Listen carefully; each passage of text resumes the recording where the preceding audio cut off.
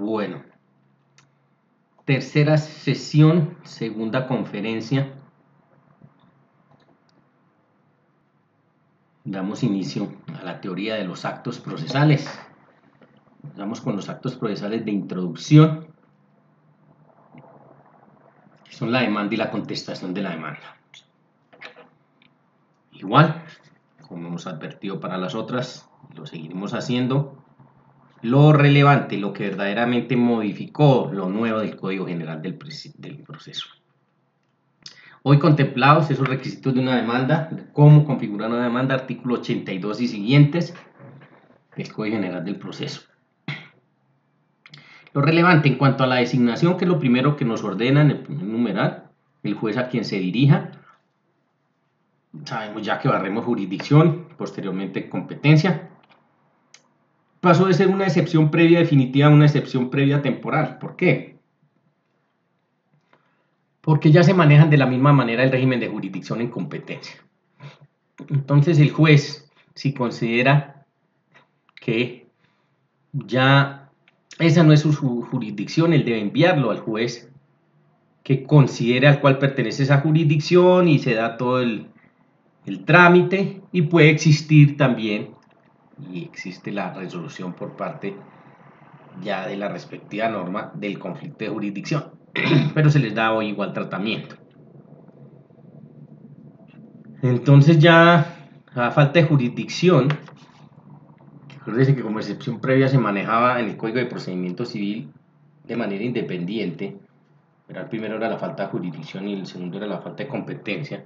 Si usted mira ahora, el manejo de las excepciones previas están en un mismo numeral.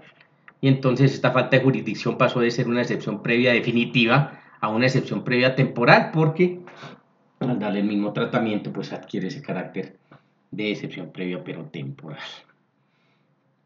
Las partes, en cuanto a las partes, lo del encabezamiento, que yo llamo obligatorio, pues la identificación, sea persona natural, cédula de ciudadanía o NID para personas jurídicas. La prueba de la existencia y de la representación pasó de ser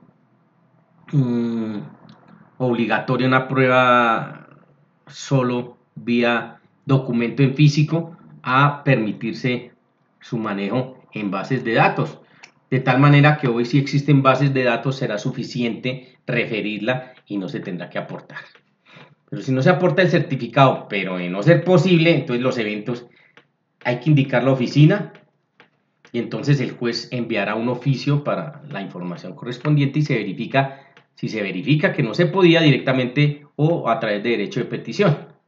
Esos son previos que tiene que dar el interesado, que le demuestre al juez que no lo pudo obtener, así sea de derecho de petición, el oficio, que sabemos que es una orden, y pues se obtendrá. Si se conoce el nombre del representante legal, entonces el juez lo advierte que con la contestación de la demanda pues alleguen las respectivas pruebas. El otro evento, si el requerido no es el representante legal y no sabe quién es, se corre traslado al demandante para que en 5 días lo aporte su pena de rechazo, porque estaríamos aquí en un evento de falta de legitimación en la causa, ¿no? Por eso son distintos eventos. Otro, si no se demuestra la existencia de la persona jurídica o de patrimonio autónomo, pues el fin de la actuación, claro, porque no podríamos, sino sin los requisitos que tradicionalmente ha exigido y se siguen exigiendo por parte de la Corte Suprema de Justicia. Y si se ignora el representante legal, pues se procede a su emplazamiento en la forma señalada en el código. Lo veremos con base en las disposiciones nuevas, hoy del 108, en asocio con algo que ustedes ya tuvieron la oportunidad de ver también, en torno al manejo del decreto 806 del 2020. En cuanto al poder, los hechos, los fundamentos de derechos y modificaciones relevantes, por eso no los traemos. Las pretensiones de conformidad a la clasificación objetiva en la acumulación de pretensiones, ¿cierto? Que se puede, simplemente para recordarlas, en una misma demanda se formulan varias pretensiones y existen 4 categorías, ¿no? La concurrente o simple, que son pretensiones principales, independientes y todas simultáneas, ¿no? En una misma relación, en una misma obligación. Y ejemplos de ellas, en fin, varios títulos, valores entre un mismo acreedor y un deudor es susceptible de acumularse. Otra, materia contenciosa, pedir el divorcio más la fijación de cuota alimentaria, ¿sí? Estaríamos frente una concurrencia. La sucesiva o accesoria. Este tipo de pretensiones, el reconocimiento de la pretensión está condicionada a que prospere otra que le sirve de fundamento. Pues, por ejemplo, una resolución de compraventa como consecuencia de una restitución de un bien. O pedir el embargo como consecuencia de la respectiva ejecución. En materia de familia, pedir la declaración de heredero y como consecuencia la petición de herencia. Entonces ahí tenemos que ese reconocimiento de la pretensión se condiciona a que prospere, a que se tenga en cuenta la principal que le sirve de fundamento.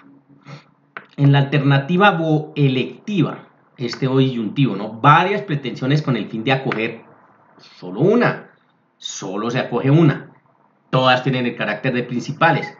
Entonces el empleado reclama reincorporación, ejemplo en materia laboral, o la indemnización por despido. Mire que ese O es totalmente disyuntivo y entonces, siendo principales, pues que se acoja una, pues que no se pudo lograr la reincorporación en ese ejemplo que estamos, pues que se indemnice por el despido. O una nulidad, buscando una nulidad relativa por dolo, o, en disyuntivo, la nulidad absoluta por incapacidad total de la persona. Y la eventual subordinado secundaria se propone una principal y otra secundaria. Aquí, si se desestima la principal, se acoge a la secundaria. Entonces, hay personas que preguntan mucho que cuál es la diferencia entre la subordinada secundaria eventual sobre la alternativa. La alternativa, ya saben, son varias pretensiones que vienen de acoger unas, todas principales. Aquí se tiene que proponer una como principal y otra secundaria. Miren que en la alternativa electiva no, se proponen todas como pretensiones principales. Bueno, en esta eventual entonces se propone una principal y otra secundaria. Si se desestima la principal, se acoge la secundaria. Entonces se pide que termine el contrato y si no es posible, entonces el ajuste de sus cláusulas. Bueno, o se pide la entrega de un vehículo y si no es posible, entonces la devolución del dinero. La principal, digamos en ese segundo ejemplo, es la entrega del vehículo. Pero de no ser posible, vendría la secundaria, que sería la devolución del dinero. En otra que también, bueno, la simple es muy, digamos, sencilla, que también a veces presenta confusiones entre la sucesiva o accesoria y la eventual. Resulta que la sucesiva hay una condición, que el reconocimiento de esa pretensión está condicionada a que prospere otra, tiene que prosperar la primera para prosperar la segunda. En cambio, aquí en la eventual no, se está desestimando la principal, se está acogiendo la secundaria. Entonces vean que en la sucesora o accesoria sean las dos.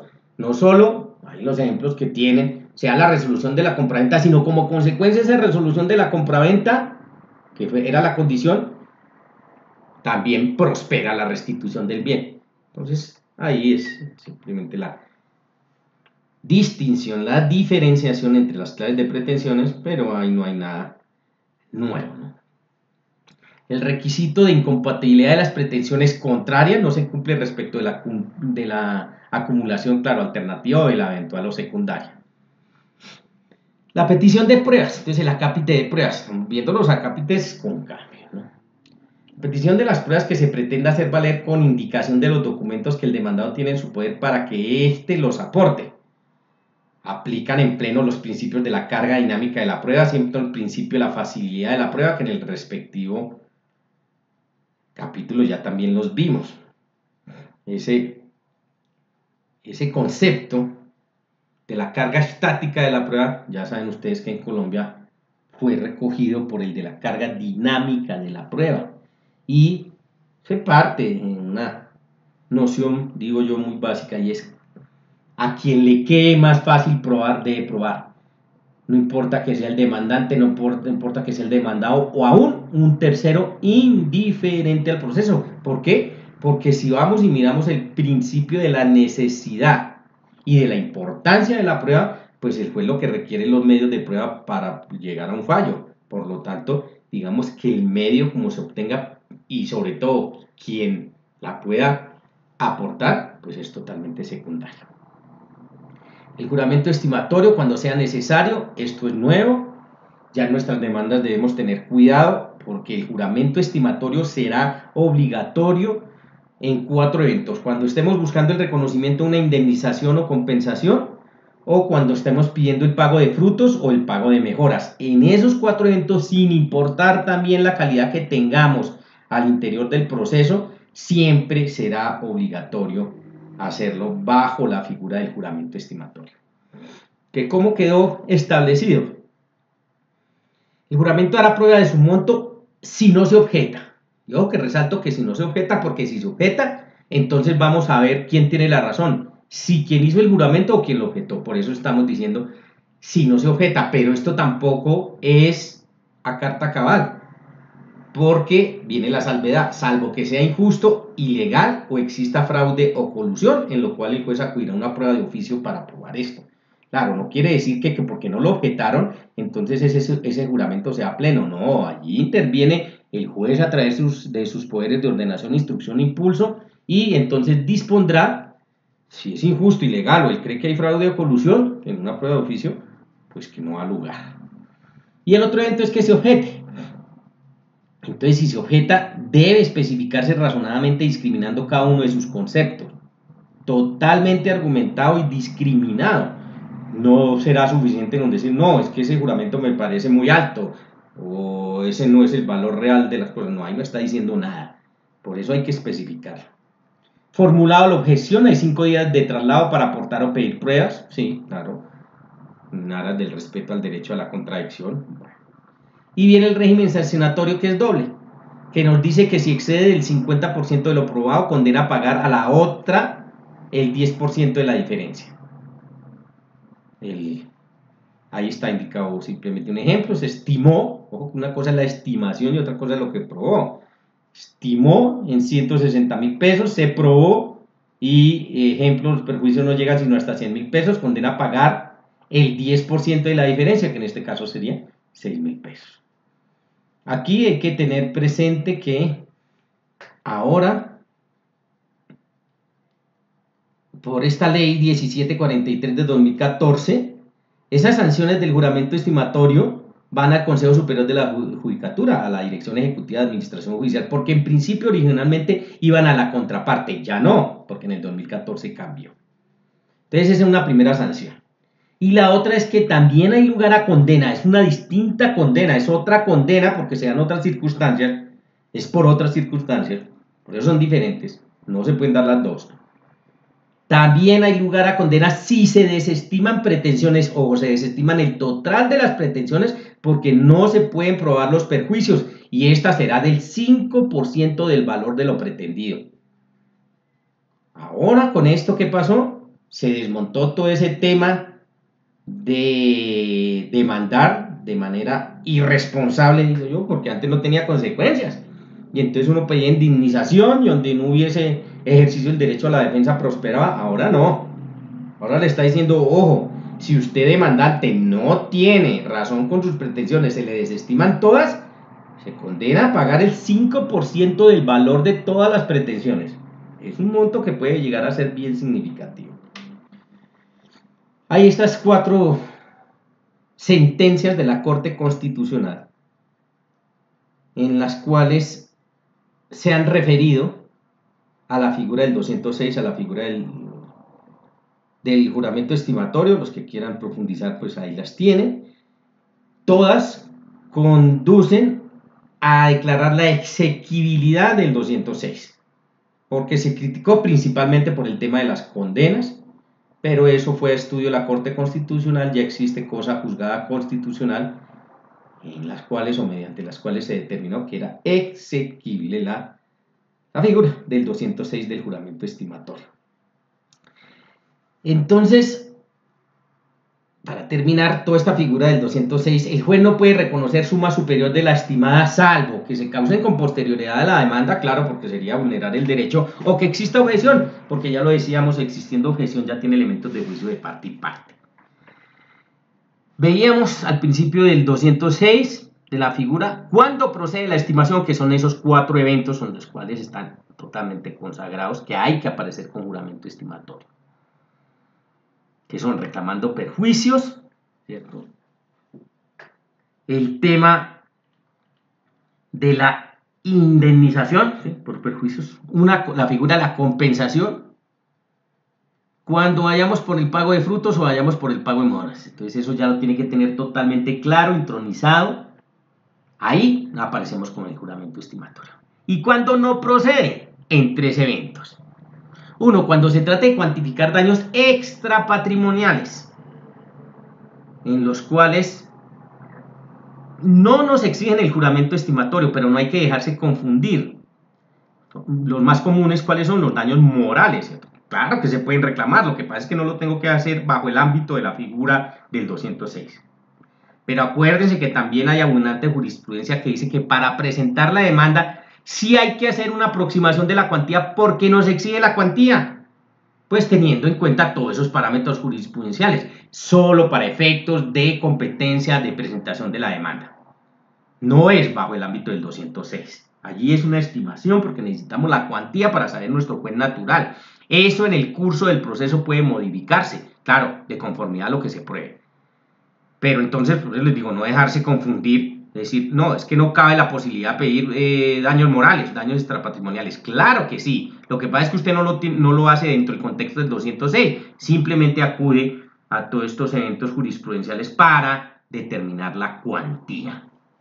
Entonces, ese es un primer evento cuando no vamos con el 206. El otro, cuando quien reclame sea un incapaz, porque carece de voluntad para disponer, negociar y sufrir detrimento patrimonial de conformidad a nuestra carta política.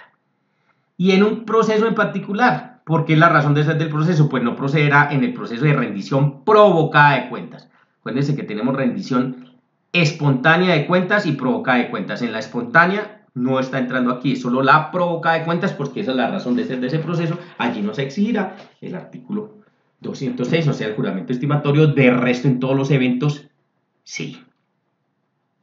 Sobre el arancel judicial, el Código General del Proceso, capítulo de expensas, allá lo encuentran costas y multas, ¿no? El 362 dice: cada 2 años, el Consejo Superior de la Judicatura regulará el arancel judicial relacionado con copias, desgloses, certificaciones, autenticaciones, notificaciones y similares. Todo lo que yo llamo régimen secretarial. Eso también es arancel judicial.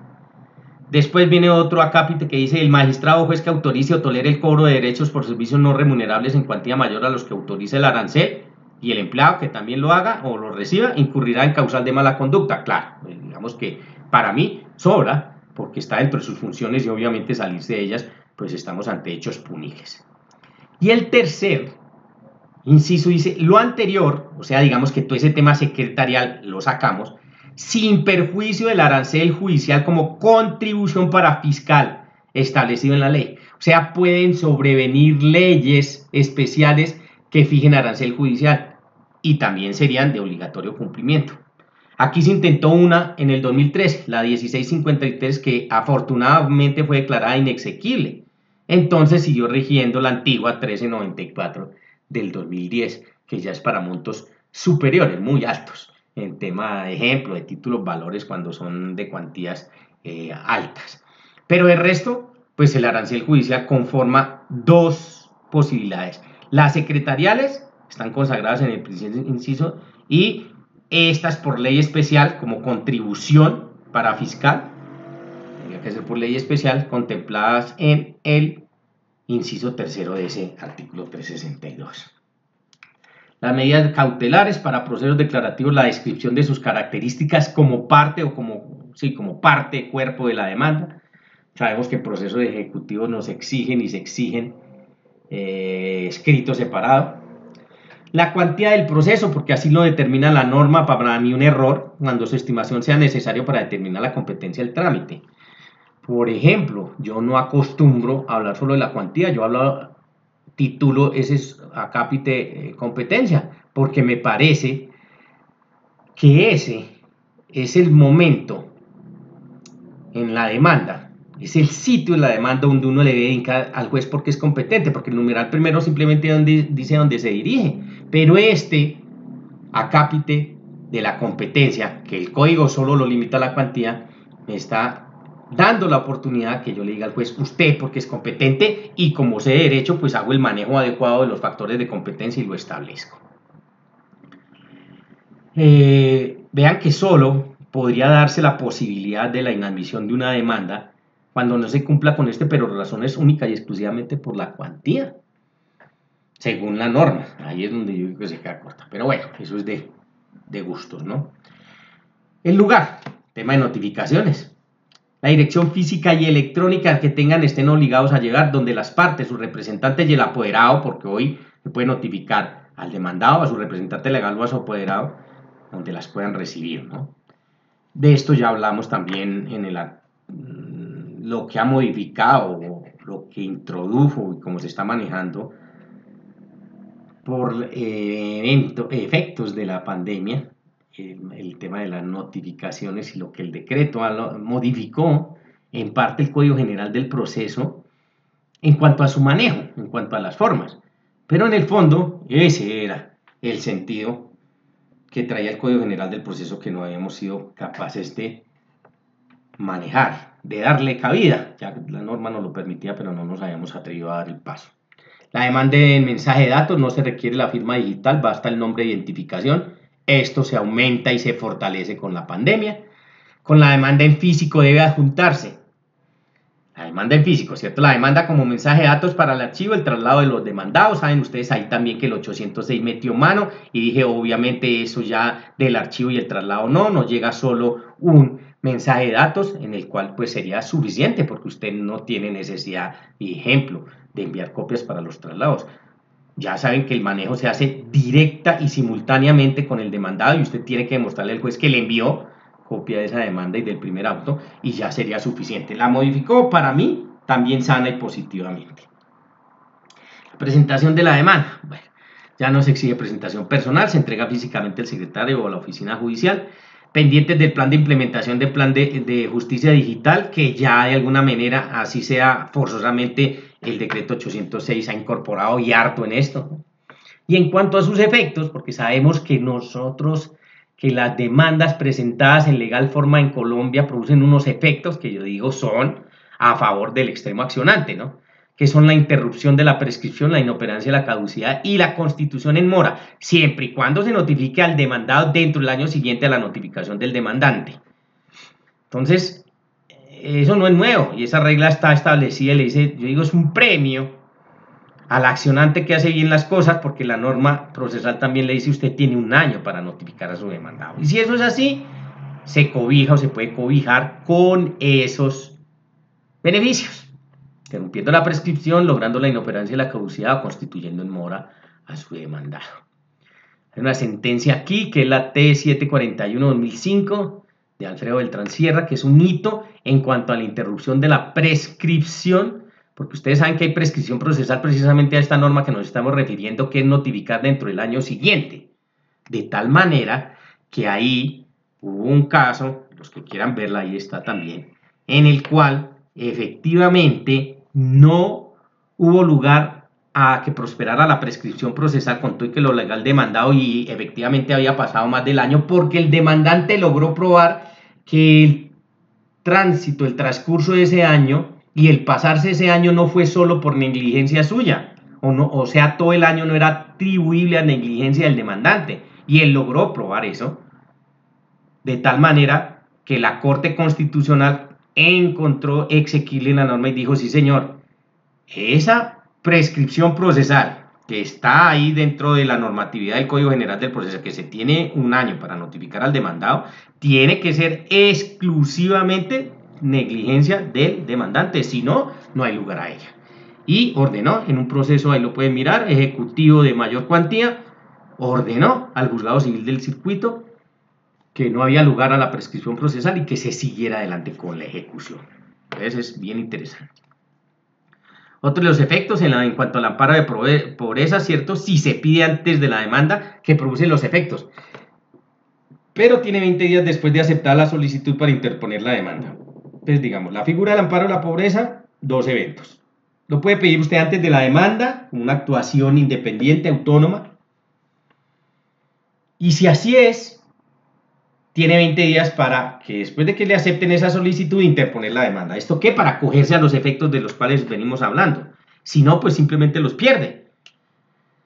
Y el término de prescripción también se interrumpe por el requerimiento escrito realizado al deudor directamente por el acreedor. Solo podrá hacerse por una vez. Esto es una figura nueva, yo la llamo interrupción extrajudicial de la prescripción, pero como estamos hablando de interrupción de la prescripción, en la cual ustedes tendrán que ahondar en materia de ejecutivos, de acción ejecutiva, porque es otra forma de prescripción, porque dice también se interrumpe, y digamos con unas características, unas exigencias sencillas. Un requerimiento por escrito realizado al deudor directamente. Bueno, hay que tener cuidado aquí con el tema de prueba.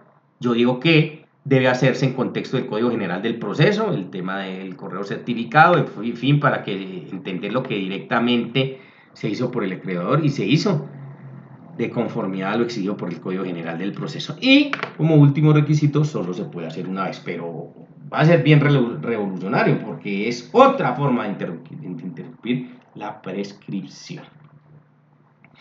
No hay lugar a esos efectos cuando, que ya también existían, a los tres que veníamos hablando. Cuando el demandante desista de la demanda, claro, porque si hay posibilidad de eso, pues desiste, renuncia a ella, ¿cierto? Cuando prospere una excepción previa que le ponga fin al proceso, acuérdense que las excepciones previas pueden ponerle fin al proceso, porque tienen esa fuerza, o se pueden corregir, se está refiriendo a esas primeras. Cuando el proceso termine con sentencia desestimatoria de las pretensiones, sabemos, le está dando la razón al demandado, no al demandante, claro, chao, los efectos. Cuando se reconozca el pacto arbitral y no se promueva dentro de los 20 días siguientes, porque eso quedó también aclarado en el Código General del Proceso, que si hay un reconocimiento de pacto arbitral y no se promueve entre los 20 días siguientes, pasa como con la figura que hablábamos ahorita del amparo de la pobreza. Bueno, existe el pacto arbitral, usted se va a la jurisdicción ordinaria, en la jurisdicción ordinaria le prospera al demandado y dice, no, aquí tenemos un pacto arbitral, pues si usted quiere mantener los efectos como accionante, debe promover dentro de los 20 días siguientes ante el Tribunal de Arbitramiento. Cuando la nulidad recaiga sobre la primera providencia, siempre que la causa sea atribuible al demandante. Bueno, no es nuevo tampoco. Cuando el proceso termine por desistimiento tácito, podríamos decir que sí, porque esa figura se retomó, como lo vimos en la contextualización. Y cuando el proceso termine por inasistencia injustificada de las partes a la audiencia inicial, que también diríamos que es nuevo, porque aquí dentro de las consecuencias se establece y se determina que efectivamente esa inasistencia injustificada de todos a la audiencia inicial ¿a qué da lugar? A una terminación excepcional del proceso, por lo tanto también allí no habría lugar a los efectos. Y en cuanto al trámite, dice, quien reciba la demanda se debe cerciorar de la exactitud de los anexos, si no están conformes con el original, los devuelve para corregir. ¿Por qué lo traigo? Porque dice que quien reciba la demanda, y entonces aquí ha habido cierta discusión en torno a las oficinas, ejemplo, de reparto, ¿cierto? Que saben ustedes que no es un juez quien recibe la demanda, o un secretario, simplemente es un funcionario que debe verificar, por eso dice cerciorarse de la exactitud de los anexos, y si no están conformes con el original, los devuelve para corregir. Ahí se ha cuestionado mucho esa función y las consecuencias que puede traer de esa función de quien lo haga, que devuelva para corregir, que pueda determinar que no estén conformes con el original. La norma, pues se entiende simplemente a un tema no de calidad, sino de cantidad. Ejemplo, decir, y van estos 5 anexos y él mira y solo hay 3 anexos. Yo digo que es el único caso en el cual cabría esta figura, porque él no podría llegar a el tema de calificar para decir que eso no son los anexos en esa actuación judicial. Además, porque estamos hablando de los efectos. Entonces tiene su inconveniente y su inconveniente grave, o puede llegar a tenerlo, ¿no? Porque mire que sería, o le podría estar conculcando derechos, o se le podrían estar conculcando derechos. Yo la entiendo, no la hemos entendido la mayoría, que es el cerciorarse solo de lo cuántico, en el número de anexos. En esto no se podría meter a ningún tipo de calificación. Y lo otro, lo devuelve para corregir. ¿Mediante qué? Si es un funcionario, ustedes saben que los funcionarios no pueden expedir auto ni nada que se le parezca. Una simple constancia secretarial. Y bueno, esa incidencia jurídica tiene Me refiero a que si llegan a producirse daños y perjuicios. En cuanto a la admisión de la demanda, artículo 90 en su inciso primero, ¿cierto? El juez la admite si reúne los requisitos por autoadmisorio de la demanda. Pero ahora tiene mayor envergadura porque adecúa el trámite si es del caso. Dicen que antes esto era una excepción previa y lo podía hacer así el demandado. Ahora no, ahora es una obligación del juez y me parece absolutamente sana. Es el que lo va a atender, él debe adecuar el trámite si es que en la demanda o no se lo dicen o se lo dicen mal, pues él simplemente le dice el trámite que le vamos a dar es este. Integrar el interconsorcio necesario, ustedes saben, siempre ha existido.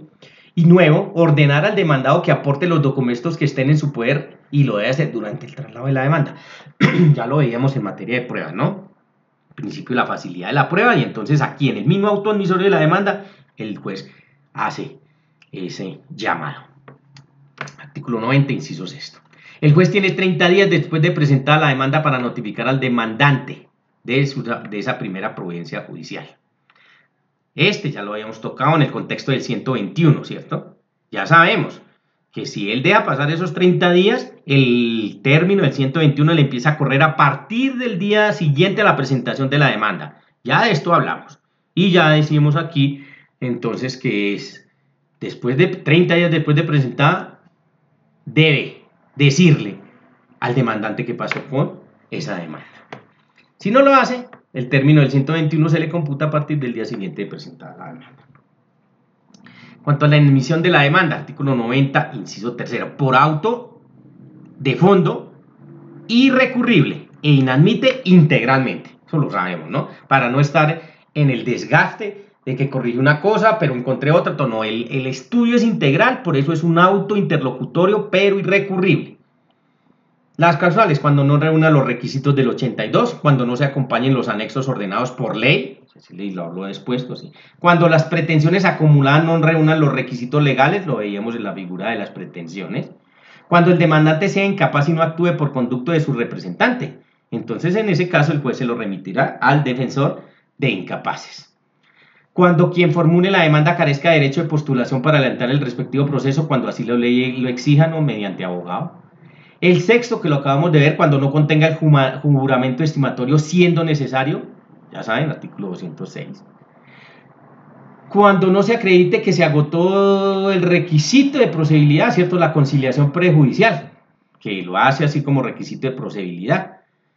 El 621, que no es exigible en cuáles eventos, en estos cuatro, ¿no? Cuando en la demanda se solicite la práctica de medidas cautelares, cuando el demandante desconozca el paradero del demandado, cuando deba citarse el proceso a indeterminados o solo para declarativos no se exigen los de restitución, divisorio ni expropiación, aún siendo declarativos. Ya, todo el concepto del requisito de procedibilidad, que tampoco es nuevo. No acreditar el pago de arancel judicial cuando exista. Acuérdense que ya también lo acabamos de ver. El juez profiere entonces el auto inadmisorio señalando con precisión todos los defectos para que el demandante subsane dentro del término de 5 días so pena de rechazo, lo que se conoce técnicamente como rechazo posterior o a posteriori. Entonces es integral. Para procesos ejecutivos, digamos que hay un nuevo evento o se contempla un evento más. Admite, inadmite, rechaza o niega el mandamiento ejecutivo, porque negarlo solo cabe en el ámbito de acciones ejecutivas, no en acciones declarativas, ni acciones liquidatorias, ni acciones en procesos de jurisdicción voluntaria. Entonces, o negar el mandamiento ejecutivo, que hoy es una posibilidad, por eso lo incorporamos ahí. Rechazo de la demanda, artículo 90, inciso segundo, sufro una modificación.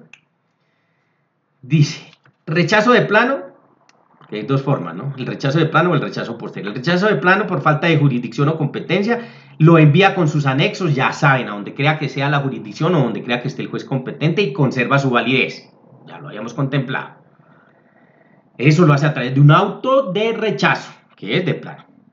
Y el único evento que en realidad quedó consagrado es el vencimiento o vencido el término de caducidad, la devuelve con anexos sin desglose, que es el término para formular la acción, ¿no? Términos de caducidad.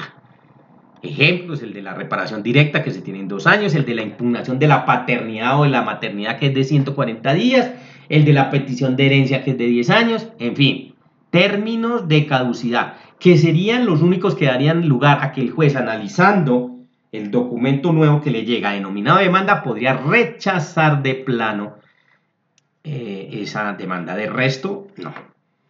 Y la posibilidad del rechazo posterior, que está contemplado cuando no subsanó o cuando subsanó pero solo fue insuficiente o incompleto. Los recursos contra el auto que rechace la demanda comprenderán el que negó su admisión. Existe la posibilidad de apelación en el suspensivo y se resolverá de plano. El suspensivo, claro, porque aquí no podría irse en un efecto contrario, porque dependerá, y ahí lo que nos resuelva el superior jerárquico, si hay lugar a que se adelante el proceso o no. Por eso se va en el suspensivo, como en todos los casos en que se va a apelación en el suspensivo. Sobre el traslado de la demanda, bueno, el traslado se surte mediante la entrega en medio físico como mensaje de datos de la copia de la demanda y sus anexos al demandado, a su representante operador o al curador al ítem, siendo el caso. Situación que también el 806 no la modificó, no la tocó. La tocó y nos determinó unas nuevas situaciones ahí en torno a ello. Cuando la notificación de la primera providencia se surta o por conducta concluyente o por aviso o por comisionado, entonces el demandado podrá solicitar en la Secretaría la reproducción de la demanda y de sus anexos dentro de los 3 días siguientes, vencidos los cuales le comienza con el término de ejecutoria y del traslado de la demanda. Si son varios los demandados representados por la misma persona, el traslado será común, apenas de perogrullo, ¿no? El retiro de la demanda, artículo 92, también sufre una modificación. Sobre la notificación de los demandados no se puede si ya se notificó siquiera uno, eso ya existía. Acuérdense que habían 2 requisitos dentro del contexto del Código de Procedimiento Civil para el retiro de la demanda. Uno era que no estuviese notificado ninguno de los demandados, que se conserva, y otro era que no se hubieran practicado medidas cautelares. Bueno, este segundo evento de practicar medidas cautelares cambió y ahora se puede retirar aún si se han practicado. Pero ojo, 2 situaciones bien importantes ahí. Si ya se han practicado, previo concepto del juez, que lo hará a través de un auto. Ese auto, ¿qué ordenará? Ordenar el levantamiento de las medidas cautelares que está retirando y condenar al demandante, si es el caso, al pago de perjuicios, salvo acuerdo de las partes. Muy importante, sobre todo para los litigantes, ¿no? Puede haber acuerdo entre las partes y aún con retirar la demanda, habiéndose practicado medidas cautelares, pudiéndose producir algunos perjuicios, de común acuerdo decirle al juez que no hay lugar y no habrá lugar al pago de perjuicios. Ese es de manejo. La regulación por el trámite del 283, que es la condena en concreto, no impide el retiro de la demanda. Esperamos no encontrarnos a sorpresas a futuro en cuanto que la regulación, claro, porque si hay perjuicios, esto es en el evento que hayan perjuicios. Por eso dice que no impide el retiro de la demanda. Porque ¿qué se quedaría en el juzgado?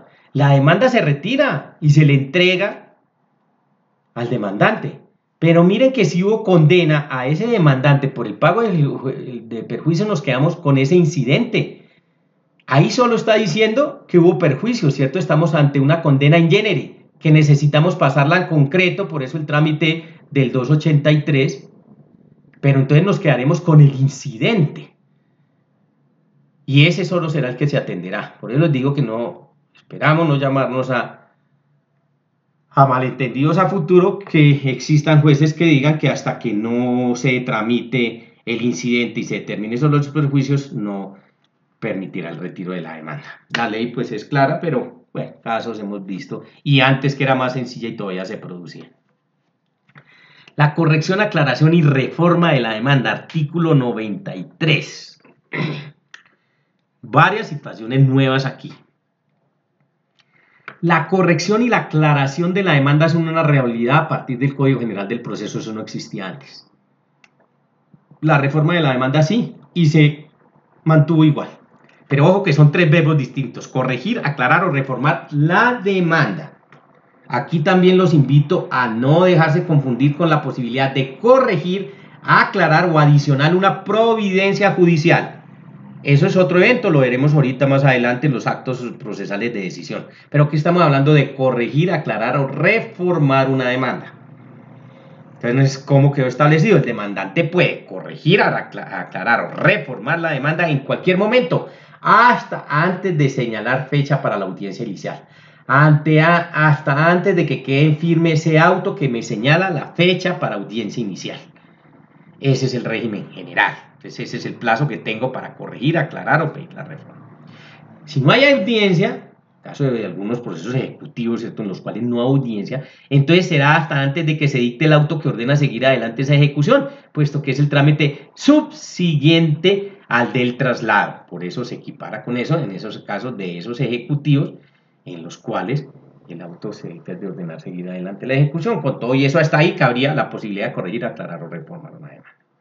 Desapareció la figura de la sustitución, que era mal concebida para mí, porque acuérdense que la sustitución no tenía un número de veces para realizarla, o sea, una demanda, mientras estuviera usted dentro del término, podría sustituirla las veces que quisiera, y bueno, eso denota desconocimiento o deslealtad o maniobra contra el proceso, el que usted tenga que sustituir una demanda 3, 4 o 5 veces, porque si eso es así, en la práctica que nos está indicando que usted no tiene ni idea qué es lo que quiere el aparato jurisdiccional. Esa figura desapareció. Bueno. Y ya en cuanto al verbo reformar la demanda, la reforma procede por una sola vez, igual que la corrección y la aclaración. Ahí también hubo alguna confusión que algunos doctrinantes determinaron que eso solo era para ese verbo de la reforma. No, también se puede por una sola vez corregir la vaca. ¿Bajo qué reglas? Es obligatorio presentarla integrada para todos los eventos y me parece sano también, claro. ¿Por qué? Integrarla, mire qué significa que le va a incorporar usted la corrección, la aclaración o la reforma, y me parece sano para todos los sujetos procesales que nos quedemos con lo último, o sea, con lo corregido, lo aclarado, lo reformado, para no tener inconvenientes que se presentaron también antes, en los cuales había una actuación original que fue objeto de una reforma, y entonces existía la posibilidad del juez, que era facultativo, que solicitara la integración o no de la demanda. La mayoría de los jueces, de manera razonada, decían, no, intégremela para quedarnos con un solo documento, y me parece que es absolutamente sano. En cuanto a la reforma, sí solo a la reforma de la demanda posterior a la notificación por estado, y en el auto admisorio de la reforma corre traslado por la mitad del término inicial, que correrá 3 días desde la notificación. Esto es si la reforma es posterior a la notificación que se puede dar. Porque si es posterior a la notificación, que nos está indicando que ya hubo notificación, por lo tanto no tiene que procederse nuevamente a una notificación personal, porque esa persona, ese demandado ya está vinculado y ya su obligación es revisar los estados. Por eso es que le dice que el auto admisorio de la reforma se le corre traslado para garantizarle el derecho a la defensa por la mitad del término inicial, él ya está vinculado, que se correrá 3 días desde la notificación. Y el otro es si hay nuevos demandados, o sea, reforma anterior a la notificación. Si hay nuevos demandados, claro, obligatorio la notificación personal dentro de todo el ámbito del artículo 29 de la Constitución, y bajo las mismas condiciones. Aquí sí no puede ser la mitad del término, sino tiene que ser todo el término corrido. Eso no es nuevo, pero se mantuvo. La contestación de la demanda, lo decíamos, es obligatorio, el tema de la cédula de ciudadanía, el NID, el demandado. Ya saben ustedes, y en la contextualización lo vimos, que dentro del ámbito de la lealtad procesal, pues habrá que manifestarlo. Se acaba todo eso de que si se niega o no le consta algún hecho, manifiesta en forma precisa y unívoca las razones, y si no, se presume cierto el hecho. No sé, no me consta, o simplemente lo niega sin ningún argumento o fundamento, ojo, ya le trae hoy consecuencias jurídicas, y es que si no lo hace, se presume cierto el hecho. La falta de contestación o contestación deficiente de la demanda hará presumir ciertos los hechos susceptibles de confesión, ¿cierto? ¿Cuáles son aquellos? Esa aceptación de hechos personales patrimoniales de los cuales puede derivarse una consecuencia jurídica desfavorable, patrimonial o no. Le corresponde el juramento estimatorio, y si omite hacerlo se le dan 5 días. Entonces ahora se puede hablar con tranquilidad de la figura de la inadmisión de la contestación de la demanda, y eso es nuevo, y eso hay que hacerlo en asocio con los artículos 13 de nuestra Constitución y el 4 del Código General del Proceso. ¿Por qué? Porque miren que si el demandado, contestando de la demanda, él encuentra que tiene derecho al pago de una indemnización, que tiene derecho a una compensación, que tiene derecho a un pago de frutos o que tiene derecho a un pago de mejoras, él lo tendría que solicitar en la contestación de la demanda, pero lo tiene que hacer bajo el régimen del 206. Por eso es que si él dice que él hizo unas mejoras en ese bien y no está peleando la titularidad, sino simplemente manifiesta en la contestación que se hicieron unas mejoras o que él hizo unas mejoras, vean que si él en la contestación de la demanda no lo hace bajo la égida del 206, ¿qué tiene que hacer el juez? Inadmitirle esa contestación de la demanda y decirle tiene 5 días para que me lo presente dentro del contexto del 206. Entonces, el doctor Ramiro Bejanara Guzmán, por ejemplo, planteó en una discusión, ¿es obligación o no del juez admitir o rechazar la contestación de la demanda? Él dice que se requeriría de una reforma legal o un pronunciamiento constitucional sobre el artículo 206 y en asocio a artículos 321, numerales 1 y 4. El hecho es que esa figura hoy ya con seguridad podemos decir que existe y siempre se ha discutido, esto no es nuevo tampoco, porque muchos consideran, de ellos yo, que de alguna manera el tratamiento procesal estaba desequilibrado en Colombia a favor del demandante. ¿Por qué? Yo se los digo desde la óptica eminentemente procesal. El demandante cuenta con todo el tiempo, bueno, teniendo en cuenta, claro, la prescripción y la caducidad, para presentar su acción, para promover su acción. No solo cuenta con ese tiempo de alguna o con cierta libertad o gran libertad, sino que presentando ese documento, el juez se lo estudia íntegramente y le manifiesta en una inadmisión qué hierros formales tuvo para que los corrija. Mientras que miramos el extremo demandado y no. ¿Por qué? Porque su posibilidad del ejercicio de la defensa, todos sabemos, está íntimamente y estrechamente relacionado con el traslado de la demanda, porque si no lo hace con el traslado de la demanda o durante el término del traslado de la demanda, es extemporáneo y no es de recibo en el ámbito judicial. Eso uno, lo primero. Lo segundo, presenta el documento denominado contestación de la demanda y ese no es sometido a un previo del juez para que lo revise también en lo que corresponde y puede hacer por ley en aspectos formales y decirle corríjale esto. Simplemente entraba al torrente judicial y arrancaba el proceso. Entonces esa se ha discutido siempre esa desbalanceo, el desbalance que existe en el ejercicio procesal. Pero bueno, aquí ya se va reincorporando y aquí ya se va abriendo la ventana con esta inadmisión de la contestación de la demanda, así sea solo por la figura del 206. El allanamiento de la demanda, cuando el demandado sea la nación, el departamento, el municipio, lo podrán hacer el representante legal de la nación, el gobernador o el alcalde. Ya no es un obstáculo que era insalvable. Por eso dice, nación, departamento, municipio, su representante legal se podrán allanar. Está establecido y en el régimen del Estado, pues obvio tiene como representante legal que cumplir con sus funciones. Y entonces la nación o los de carácter nacional los encuentra la ley, el gobernador en la respectiva asamblea y los alcaldes en los respectivos consejos. Pero bueno, ya no es un obstáculo insalvable, ya se pueden allanar a la demanda. Y ahí generalmente las asambleas o los consejos, hablando de gobernadores o alcaldes, les determinan generalmente en salarios mínimos mensuales legales vigentes que lo pueden hacer sin necesidad de tener que llevar a esas corporaciones. ¿Qué pasó con las excepciones previas? Las excepciones previas se proponen durante el traslado, por lo general, ¿cierto?, en escrito separado, debidamente fundamentada y con las respectivas pruebas, solicitud de pruebas. El juez se abstendrá de otras pruebas, salvo la falta de competencia por factor territorial o la falta de integración del litis consorcio necesario, que en estos casos puede practicar 2 testimonios. Están restringidas para la expropiación, descartada su alegación. Dice, para los procesos de expropiación no pueden proponerse ningún tipo de excepciones, las incorpora aquí.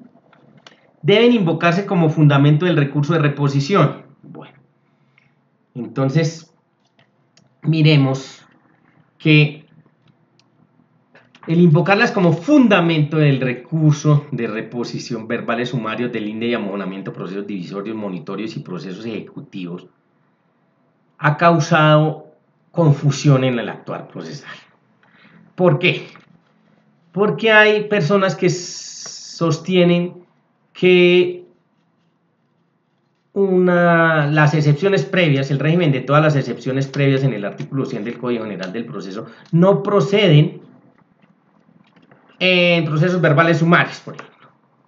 Que lo que proceden son los hechos constitutivos de esas excepciones previas, porque técnicamente así no está dispuesto y dice es que es dársele un tratamiento como el que está dispuesto para el recurso de reposición. Y esto crea una confusión grandísima.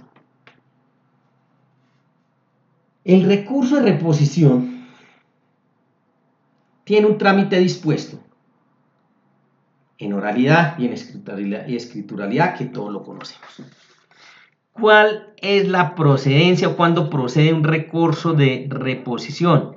Única y exclusivamente cuando yo quiero revocar o reformar la decisión tomada por ese mismo juez. No más. Y estoy hablando técnicamente del recurso de reposición.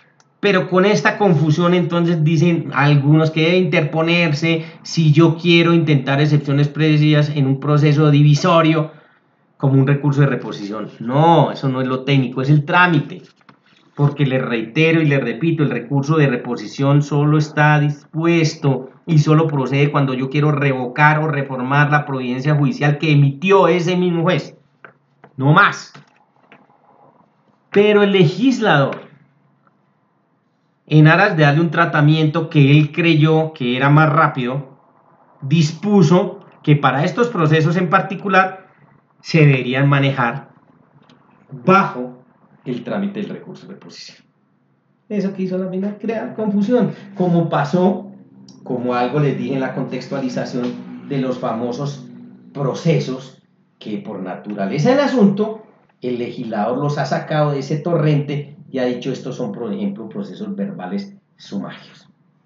Y no dejar un contexto de todos los procesos verbales, con lo cual es lo que yo estoy de acuerdo, y no empezar a crear esas confusiones, porque esos regímenes de excepción no han traído sino confusión, y allá lo veíamos, y ustedes también en su experiencia lo saben. Inclusive hay procesos verbales sumarios que se demoran más que los verbales. O sea, el legislador de buena fe, no digo que no, pero ingenuamente creyó o cree que creando estas excepciones, este régimen de tratamientos o trámites excepcionales, logra una mejor administración de justicia, y eso no es verdad. Y este es otro ejemplo más, que las excepciones previas para estos 5 procesos se manejen como o bajo el trámite del recurso de reposición. Digamos que no es una situación pues insalvable, nada, pues simplemente uno tiene cuidado, sabe cuáles procesos, pero crea confusión, no solo para los litigantes de este lado, sino también para el aparato jurisdiccional en cuanto al manejo. Me parece que no deberían existir tanto régimen de excepciones, y además no es caprichoso, es porque no ha cumplido el cometido. Entonces esto no es que acelere ni que facilite ni a que apresure estos procesos, no. Pasó exactamente igual, como también les comentaba ya, con el famoso proceso ordinario y proceso abreviado, y él creyó que creando una cantidad de procesos abreviados, esos procesos iban a salir o se iban a atender de una forma especial como él lo había consagrado, y a la final eso nunca pasó. Aquí exactamente igual. Sobre las excepciones previas, ¿qué pasó? En relación a las excepciones mixtas. Artículo 78 en su inciso segundo, numeral tercero. Dice, en cualquier estado del proceso el juez deberá dictar sentencia anticipada total o parcial en los siguientes eventos. El tercero, que es los que nos interesa ahorita. Cuando se encuentre probada la cosa juzgada, la caducidad, la transacción, la prescripción extintiva o la falta de legitimación en la causa. Que son excepciones de fondo de mérito por su naturaleza, por su génesis, pero que fueron elevadas en el Código de Procedimiento Civil en su categoría de mixtas, en el sentido que decía que presentándose cualquiera de estas 5, el juez debería darle el trámite de las previas. Y también se creó todo un traumatismo. Porque claro, si vea que el juez ya encuentra que hay cosa juzgada, y eso es una excepción de fondo de mérito, nosotros sabemos que las excepciones de fondo de mérito no se pueden resolver y el juez no se puede pronunciar sobre ellas, sino con sentencia. Pero se caía del sentido común decir, pero si el juez ya encontró que esto está juzgado, ¿para qué tiene que transitar por todas las etapas del proceso hasta llegar a sentencia? Y claro, no tiene ninguna razón. Por eso me parece acertado el Código General del Proceso en este numeral tercero del inciso segundo del 278, es decir, cuando encuentre una de estas, ¿qué haga? Dicte sentencia anticipada. Porque no tiene ninguna razón. Si usted ya probó que existe cualquiera de ellas, pues no tiene ningún sentido seguir. Entonces cambió el trámite en el sentido de decir, ya no existen las excepciones mixtas. Técnicamente no existen excepciones mixtas, porque esas 5 que nombramos ahí son excepciones de fondo de mérito. Lo que pasa es que se les da un tratamiento especial. ¿Cuál es el tratamiento especial? Que una vez se encuentren probadas por parte del juez, se dicte sentencia anticipada y se corrigió por completo todo ese problema que se venía presentando antes. El magistrado Pedro Munar manifestó en alguna ocasión que la falta de legitimación en la causa, la última, no es una excepción, es un medio de defensa. Bueno, pero digamos que sin ir más allá, tiene para mí el carácter de excepción de fondo de mérito, cumple con todo el contexto procesal de ella y como cualquiera de las otras 4, pues simplemente cuando el juez la encuentre probada dentro del expediente, debe referirse a ella como sentencia anticipada. Entonces, tenemos ya que excepciones mixtas como tal no existen dentro del contexto del Código General del Proceso. Existen las previas que son taxativas, que están encaminadas para ir el rumbo del proceso, que las encontramos en el artículo 100 del Código General del Proceso.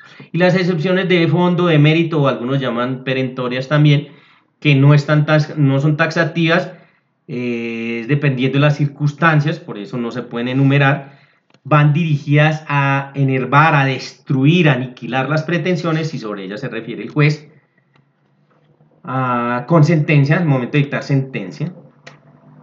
Y debe tener cuidado con estas 5, que siendo de fondo de mérito, en la actuación procesal en la que se encuentren, en el momento del proceso donde se encuentren, si llegan a aprobarse, pues dictar sentencia anticipada. ¿Cómo se tramita? Propuesta se corre traslado al demandante por 3 días de conformidad a la notificación por traslado del 110. La oportunidad para resolverlas es antes o en la audiencia inicial. Bueno, se presentan las situaciones así. Y si se pronuncia sobre falta de jurisdicción, falta de competencia, se remite y conserva validez, ya lo sabemos. Si estamos hablando de compromiso y cláusula compromisoria, estamos hablando del trámite de las excepciones previas, ¿no? Compromiso, cláusula compromisoria, se decreta la terminación y la devolución del demandante dependiendo del caso, y ya saben, con el trámite que hoy se les da.